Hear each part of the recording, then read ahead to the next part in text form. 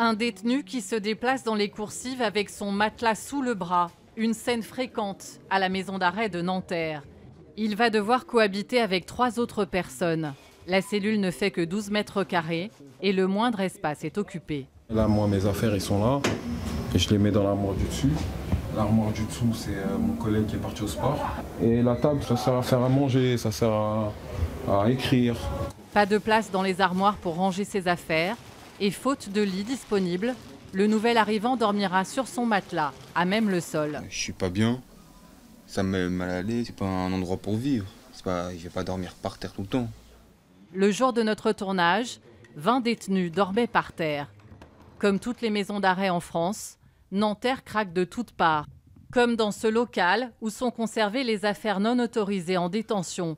Normalement, elles sont rangées dans ces valises noires, mais faute de place, elles s'entassent dans ces cartons. On est obligé de mettre en carton parce que concrètement, on n'a plus de place pour mettre dans des valises. Le problème qui se pose, c'est que pour une valise où on doit prendre 2 minutes pour sortir les affaires, là, des fois, on peut passer 10 minutes, un quart d'heure, voire une demi-heure parce que on ne sait plus exactement, on sait que c'est dans un carton, mais à quel endroit exactement, voilà.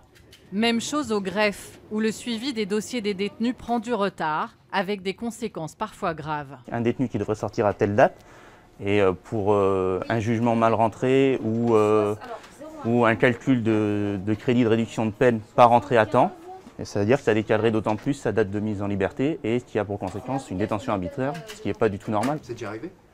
Malheureusement, oui, c'est déjà arrivé.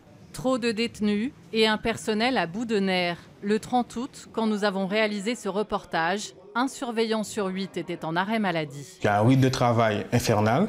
Donc, qui dit rythme de travail infernal, forcément, les personnels sont souvent rappelés par rapport à cette problématique de manque d'effectifs. Donc, ils sont fatigués, ils sont usés. À Nanterre, sur 165 surveillants, 100 ont fait une demande de mutation.